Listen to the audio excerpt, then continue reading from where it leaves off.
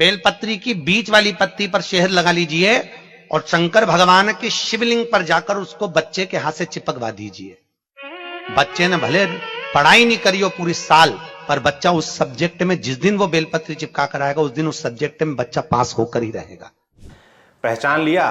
तो स्क्रीन पर जो कथावाचक आपको दिखे वो थे प्रदीप मिश्रा, जिनका यही वाला वीडियो अप्रैल महीने की शुरुआत में सोशल मीडिया पर जमकर वायरल हुआ था। प्रदीप मिश्रा का दावा था कि अगर किसी बच्चे ने साल भर पढ़ाई नहीं की और उसे लग रहा है कि वो पास नहीं होगा तो बच्चे से बेलपत्र पर शहद लगाकर शिवलिंग पर लगा देना, बच्चा पास हो जाएगा। इसके बाद सोशल मीडिया यूजर्स ने अलग अलग तरह के रिएक्शंस दिए थे। किसी ने इसे अवैज्ञानिक बताया था तो किसी ने प्रदीप मिश्रा के बहिष्कार की बात कही थी। अब इन्हीं प्रदीप मिश्रा से जुड़ा एक दावा जमकर वायरल हो रहा है। वायरल दावे में एक अखबार की कटिंग है जिसकी हेडिंग है, पंडित प्रदीप मिश्रा का बेटा 8वीं में हो गया फेल। इस कटिंग के आधार पर सोशल मीडिया यूजर्स कथावाचक प्रदीप मिश्रा पर कटाक्ष कर रहे हैं। ट्विटर यूजर काश इफ ककवी ने अखबार की कटिंग शेयर कर लिखा, अगर बच्चे ने किसी विषय में साल भर पढ़ाई नहीं की तो बेलपत्र पर शहद लगाकर बच्चे से शिवलिंग पर चिपकवा देना तो वो पास हो जाएगा। का ज्ञान देने वाले कथावाचक प्रदीप मिश्रा का पुत्र 8वीं फेल हो गया। इसके अलावा कई और सोशल मीडिया यूजर्स ने भी इसी तरह के वायरल दावे किए हैं। साथ ही जी न्यूज समेत कई मीडिया संस्थानों ने इस खबर को प्रमुखता से छापा भी है। दी लल्लन टॉप ने कथावाचक प्रदीप मिश्रा से जुड़े वायरल दावे की पड़ताल की। हमारी पड़ताल में वायरल दावा भ्रामक निकला। प्रदीप मिश्रा के बेटे 8वीं में फेल नहीं बल्कि पास हुए हैं। फिलहाल वो 9वीं कक्षा में पढ़ाई कर रहे हैं। सबसे पहले हम आपको बता दें कि बच्चे के नाबालिग होने के चलते हम उसकी पहचान उजागर नहीं कर सकते हैं। वायरल दावे को जब हमने फेसबुक पर सर्च किया तो हमें प्रदीप मिश्रा के बेटे से जुड़ी कुछ अहम जानकारी मिली।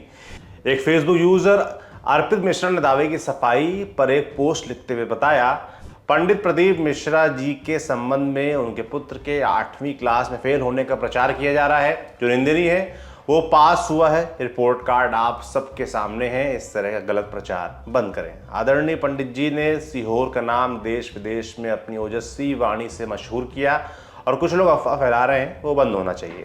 अर्पित ने अपने पोस्ट में प्रदीप मिश्रा के बेटे का रिपोर्ट कार्ड भी अपलोड किया है। इस रिपोर्ट कार्ड पर स्कूल का नाम शारदा विद्या मंदिर लिखा है। यहाँ से क्लू लेकर हमने शारदा विद्या मंदिर सीहोर में संपर्क करने की कोशिश की। इस दौरान हमारी बात प्रदीप मिश्रा के बेटे के क्लास टीचर गौरव शर्मा से हुई। गौरव के मुताबिक कथावाचक प्रदीप मिश्रा के बेटे के फेल होने के बाद सिर्फ अफवाह है। फाइनल रिजल्ट में टर्म 2 के नंबरों को आधार बनाया जाता है। इसी टर्म 2 के 2 पेपर्स मैथ और सोशल साइंस में प्रदीप मिश्रा के बेटे के नंबर कम थे। इसके बाद उन्हें री एग्जाम देना पड़ा और उसमें वो पास हो गए। राइट टू एजुकेशन एक्ट भी यही कहता है कि अगर नंबर कम है तो री एग्जाम का मौका मिलेगा। कुछ लोगों ने इसी एग्जाम को फेल बताकर भ्रामक खबर फैलाई। प्रदीप मिश्रा के पुत्र समेत कुल 10 बच्चों ने री एग्जाम दिए थे। प्रदीप के बेटे अभी 9वीं कक्षा में पहुंच चुके हैं और मैं अभी भी उनका क्लास टीचर हूं, ये उनके टीचर ने कहा। इसके अलावा स्कूल के कोऑर्डिनेटर यश सेन ने लल्लन टॉप से प्रदीप मिश्रा के बेटे की मार्कशीट भी शेयर की। मार्कशीट में साफ तौर पर लिखा है कि प्रदीप मिश्रा के बेटे 8वीं से 9वीं क्लास में पहुंच चुके हैं। घटना के बारे में और अधिक जानकारी के लिए हमने मध्य प्रदेश में मौजूद इंडिया टुडे के संवाददाता रवीश पाल सिंह संपर्क किया। रवीश ने भी वायरल खबर को फर्जी बताया। उनका कहना था कि स्थानीय कांग्रेस नेता पंकज शर्मा ने इस खबर को फैलाया था। हमने इसके बाद सीहोर में कांग्रेस नेता पंकज शर्मा से बात की।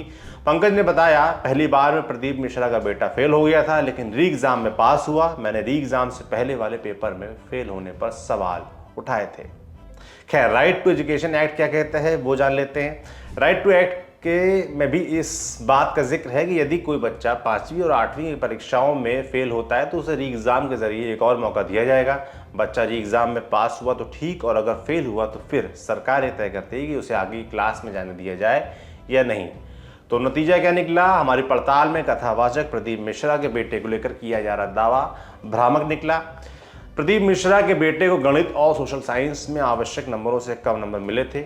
इसके बाद उन्हें री एग्जाम देना पड़ा था और वो पास हो गए थे। स्कूल के मुताबिक प्रदीप मिश्रा के बेटे पिछले साल 8वीं के छात्र थे, अभी 9वीं कक्षा में पढ़ रहे हैं। आपके लिए पड़ताल की थी हमारे साथी अंशुल ने। देखते रहिए दी लल्लन टॉप।